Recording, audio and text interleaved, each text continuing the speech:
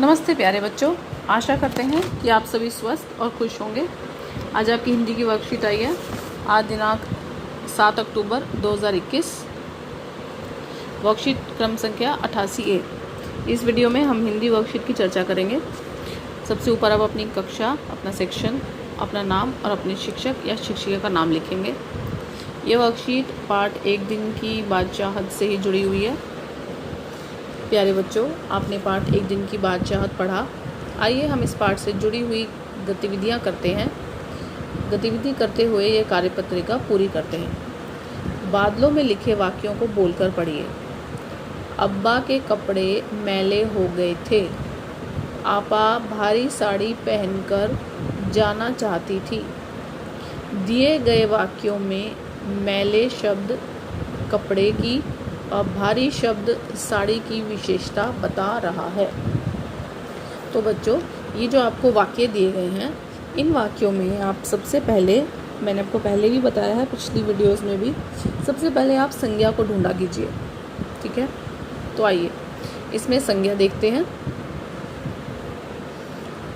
अब्बा के कपड़े मैले हो गए थे। इस वाक्य में किसी का नाम आपको देखना है।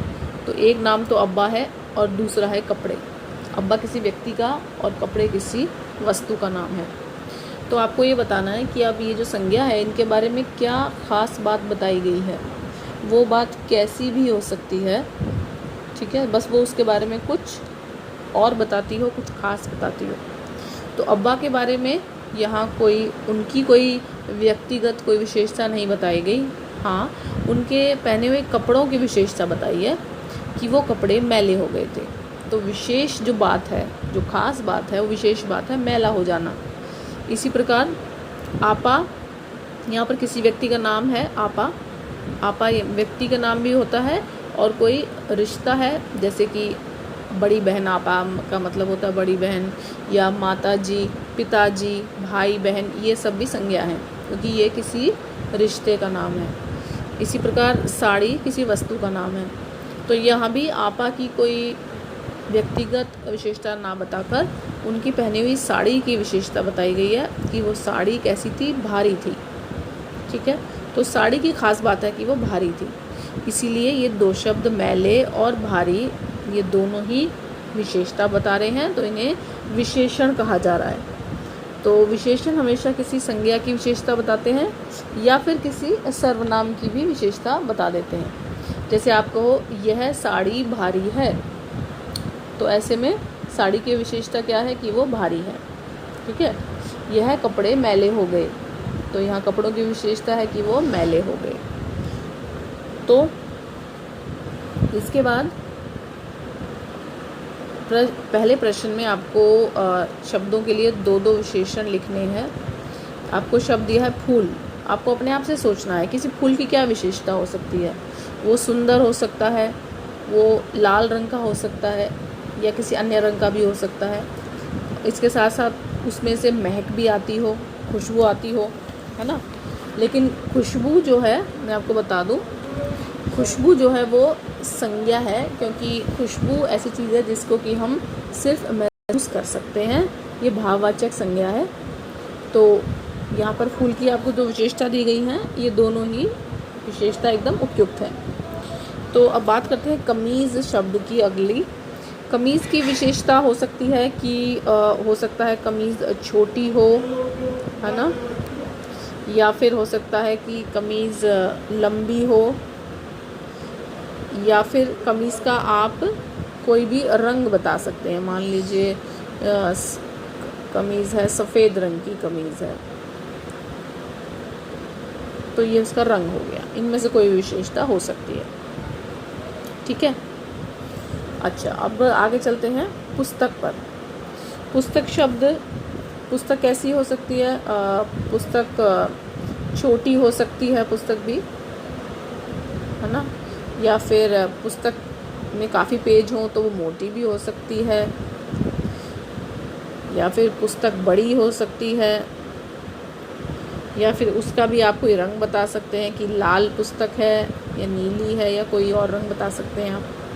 ठीक है बच्चों, तो ये सब विशेषताएं हो सकती हैं। इसी प्रकार मित्र की बात करें मित्र की विशेषता हो सकती है कि आपका मित्र सच्चा हो,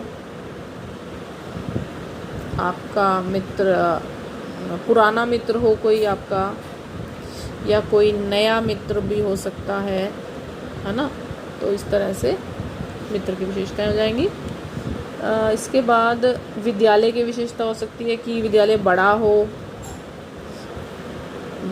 विद्यालय, या फिर घर से दूर हो या पास हो, ये विद्यालय की विशेषताएं हो सकती हैं। अब चलते हैं आगे दूसरे प्रश्न की ओर।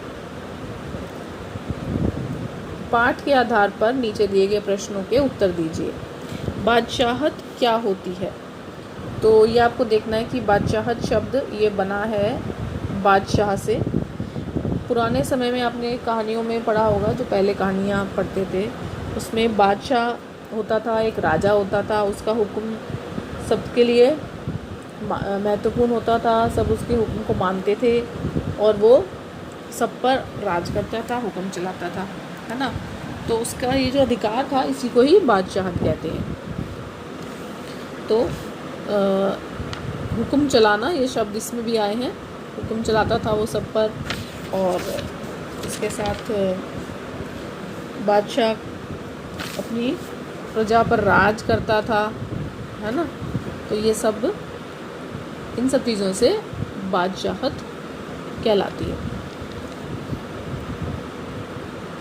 ख प्रश्न, अगर आपको एक दिन के लिए बादशाह बनाया जाए तो आप क्या क्या करना पसंद करेंगे, विस्तार से लिखिए।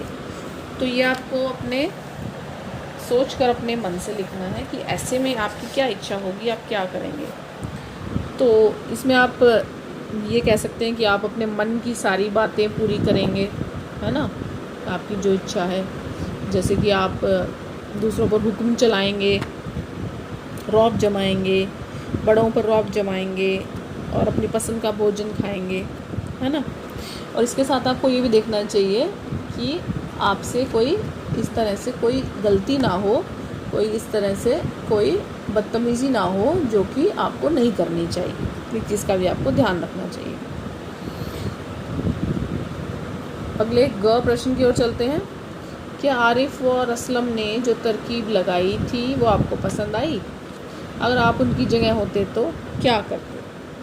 तो आपको हो सकता है ये तरकीब पसंद आई हो, क्योंकि ये उनका जो तरीका था वो ये, इसके बाद उनके माता पिता के बर्ताव में, दादी के बर्ताव में, है ना, आपा के बर्ताव में बदलाव था।